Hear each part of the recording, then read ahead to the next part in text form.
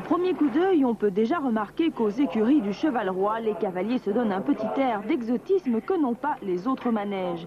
Ici, 2 fois par semaine, on pratique le Yoseikan Bajutsu.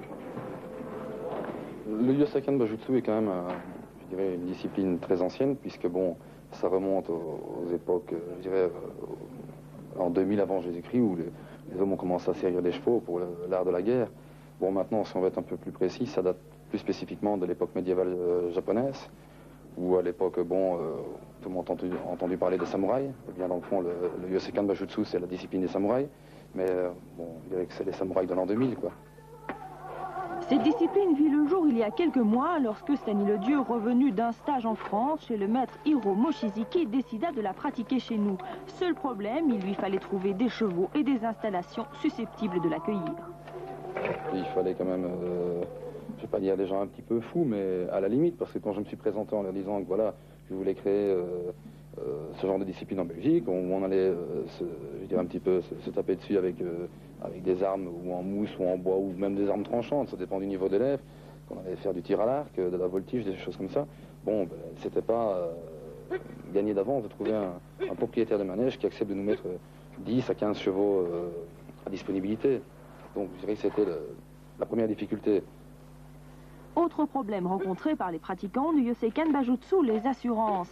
Car il fallait trouver une compagnie qui accepte d'assurer les risques encourus lors des combats pratiqués parfois à main nue, parfois avec des armes factices, mais parfois aussi avec de vraies armes. Vue comme ça de loin, la discipline a l'air assez violente et très exigeante pour les chevaux. Mais il paraît qu'en fait, du plus jeune au plus vieux, ils s'amusent comme des petits fous quand vient l'heure du Yoseikan Bajutsu.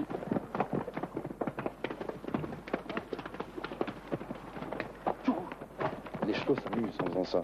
On a un cheval ici qu'on utilise, bon, qui a 22 ans. Quand on le met en manège pour faire des leçons, ce cheval n'avance pas. Il faut tout le temps être derrière et le faire avancer à la gaule. Tandis qu'avec nous, dès qu'il voit le couloir, bon, ben, il ne se sent plus, quoi. Il est tout fou. C'est donc le maître Hiro Mochizuki qui en France a choisi d'adapter les techniques de combat les plus performantes des samouraïs à notre mentalité du XXe siècle. Aujourd'hui, il n'est plus question de faire la guéguerre à son voisin pour le persuader de l'incontestable suprématie de sa technique, mais bien d'arriver à une parfaite maîtrise de soi. Le but final du Bajutsu, en définitive, c'est de retrouver les techniques qu'utilisaient les samouraïs, en général, qu'ils pratiquaient, puisqu'ils pratiquaient aussi bien donc des techniques à main nue, de combat, je dirais, des techniques de combat avec des armes, et également des techniques de combat avec des chevaux, puisque le but d'un samouraï, donc, c'était de pouvoir se battre dans toutes les circonstances, aussi bien à pied et à cheval.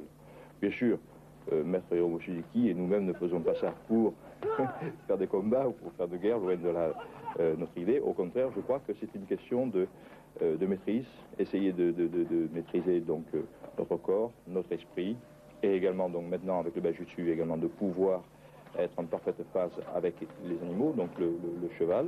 Et je crois que ça dans les arts martiaux c'est très très important. Si les pratiquants du Yoseikan Bajutsu doivent se sentir forts et sûrs d'eux, ce n'est certes pas pour s'en faire une gloire personnelle, mais plutôt pour pouvoir se défendre dans une situation difficile et aider ses semblables, tout en gardant un parfait contrôle de sa force, de ses sentiments et de ses impulsions.